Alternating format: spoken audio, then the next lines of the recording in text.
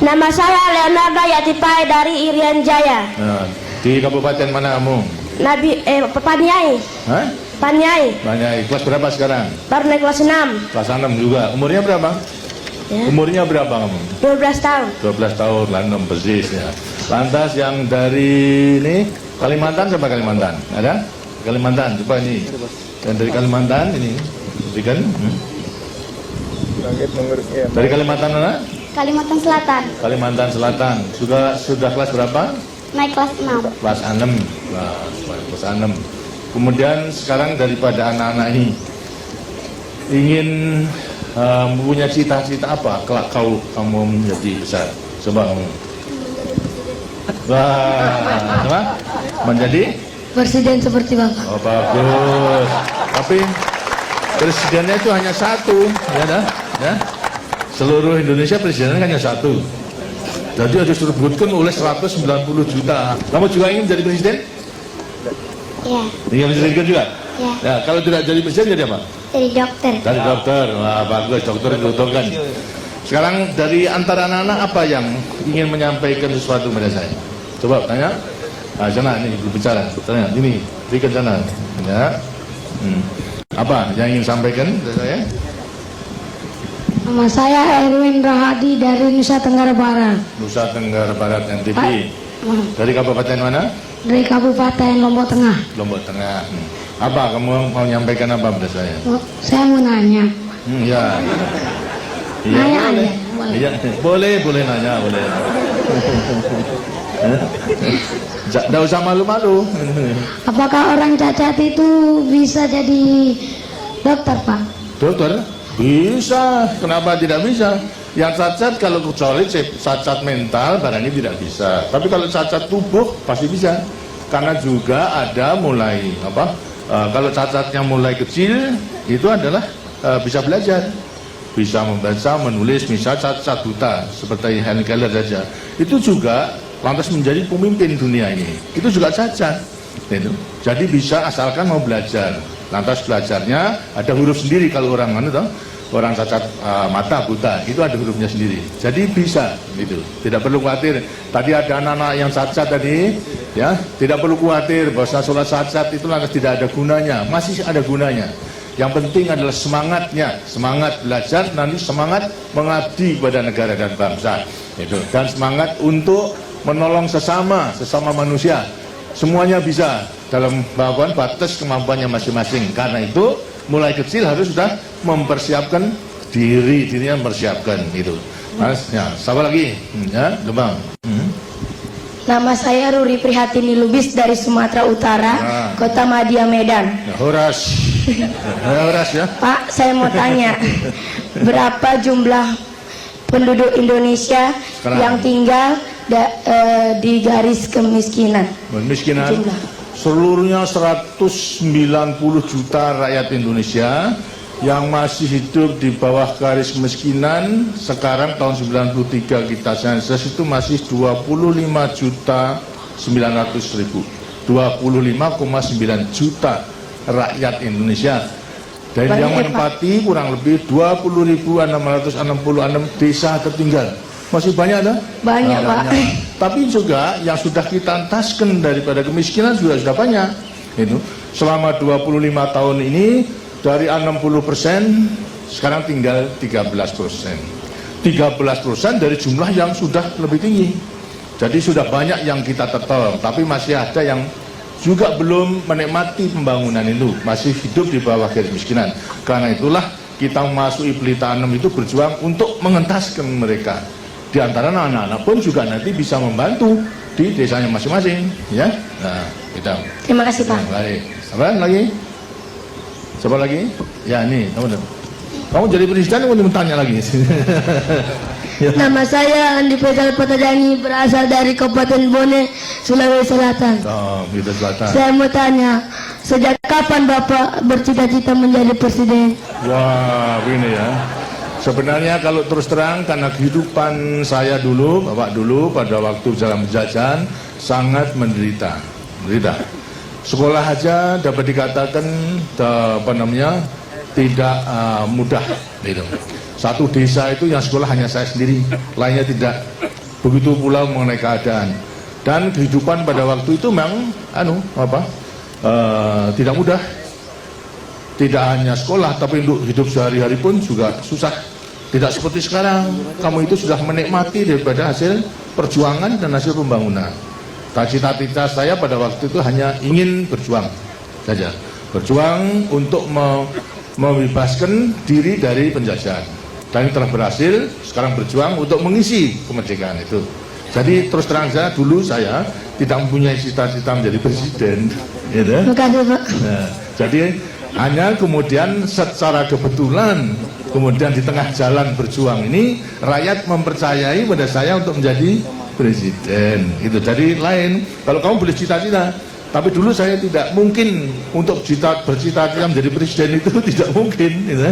Tapi toh di tengah jalan perjuangan, Tuhan mengizinkan pada saya dengan dukungan rakyat saya menjadi presiden.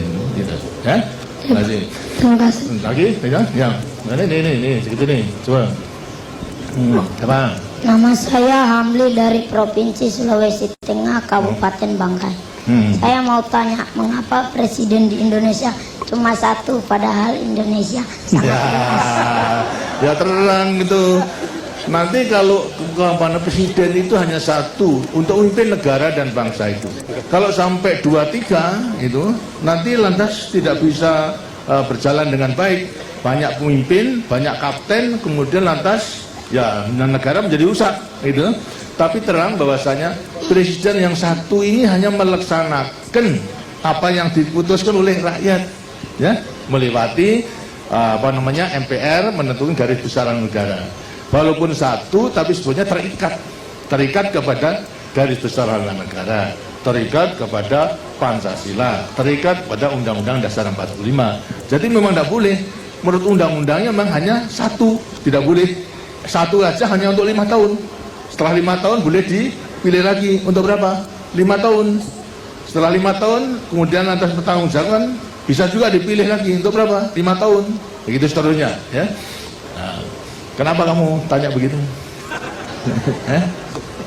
Kenapa? Siapa kamu tanya begitu? Siapa yang suruh siapa? Karena hanya ingin tahu saja. Nah, kalau di rumah juga begitu, kan tidak ada bapak 2-3, ya no? Bapaknya kan yang satu toh.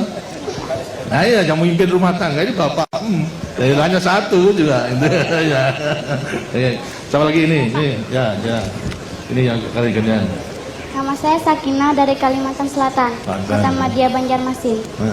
Saya mau tanya Pak, apa wanita itu bisa jadi presiden? Bisa sama hanya itu, sama, boleh. Dan harus sekolah di mana Pak? Hah?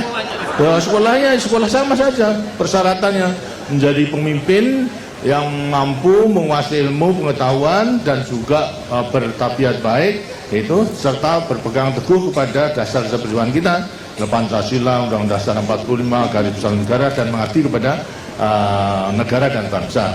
Jadi boleh saja itu. Kamu juga boleh menjadi cita-cita menjadi presiden. Kalau tidak menjadi presiden Republik Indonesia, yang menjadi presiden salah satu perusahaan itu bisa. Ya, banyak. Kalau presiden perusahaan itu banyak, tidak hanya 1-2, tapi banyak, gitu ya. Ya. Kamu di? Nama saya Irtada dari daerah istimewa Aceh, Kabupaten Aceh Tengah. Saya mau tanya, apakah hobi Bapak waktu kecil? Apa? Apakah hobi Bapak sewaktu kecil? Hobi saya bertamker seperti tadi katakan. Hobi saya sebetulnya hanya main-main sesuai dengan dengan keadaan. Kalau sepak bola aja tidak pakai bola sekarang. Dulu pakai jeruk itu yang dibakar kemudian ditendang gitu. Itu buah jeruk, tahu? Buah jeruk. Itu kemudian dipanasi menjadi lunak loh. Nah itu yang ditendang ke sana kemari karena tidak mungkin membeli bola pada waktu itu karena sulit daripada kehidupannya, ya. Hobinya gitu main-main sama teman-teman gitu, sehingga teman-temannya Bapak juga banyak gitu. Nah, ini silakan lagi. Ya, Abang. Nama saya Anggun Setiarini dari Jawa Tengah, Kabupaten Kebumen. Maaf Pak, saya mau tanya pada Ibu. Ibu, apa? Ibu, ini ibu. Apa? Ya apa tak? Tanya apa? Bu, menurut Ibu, anak yang sehat dan baik serta bahagia itu yang bagaimana? Yang sehat dan Terima baik kasih. itu yang bagaimana? Yang sehat yang baik. Ya. Anak yang sehat dan baik itu adalah anak yang tidak sakit-sakitan, ya toh? Sehat, tidak sakit-sakitan. Yang baik itu yang selalu berbuat baik dan takwa kepada Tuhan Yang Maha Esa, berbakti kepada orang tuanya, dan berguna bagi nusa, bangsa, dan negaranya. Dan percaya pada diri sendiri untuk dapat melaksanakan segala macam pekerjaan maupun tugas apapun yang diberikan itu dapat dilaksanakan dengan baik. Ya. Terima kasih. Dari keinginan saya selalu cari kesempatan untuk balas budi kepada rakyat Indonesia yang baik itu. Nah, sekarang balas budi itu saya nyatakan, saya wujudkan dalam rangka mensukseskan pembangunan itu. Ya. Nah, baik, terima kasih. Saya kira sudah banyak. Nah, ini dari yang Nama saya Sardi dari Sulawesi Tenggara, Tenggara. Kabupaten Kendari. Saya mau tanya, bagaimana cara merawat kesehatan yang baik? Cara merawat kesehatan yang baik. Yang baik itu tentunya Bapak dan Ibu juga akan beri petunjuk pada waktu kecil, untuk harus dipatuhi, ya. Harus cukup makan, serta juga bergizi, tapi juga jangan berlebihan. Kemudian juga daripada larangan-larangan yang diberikan oleh Bapak dan Ibu yang mengganggu kesehatan juga harus dipatuhi. Jangan kemudian jangan makan terlalu banyak sambal, tapi sambelnya banyak, ya. Perutnya kemudian menjadi murus, gitu kan, berarti lantas menjadi sakit nanti tuh. Nah, begitu kalau kemudian lantas pada ada rasa sakit, harus segera tanya kepada yang ahli, kepada Menteri Kesehatan, kepada dokter, maupun juga kepada teman-temannya itu yang sudah mengetahui. Jadi jaga dengan baik, makannya dijaga, kemudian juga istirahatnya dijaga, lantas juga kerjanya juga dijaga, terus ada keseimbangan namanya, ya. Nah, siapa lagi? Siapa lagi? Bentar lagi. Ya boleh, dari Nama saya Leonardo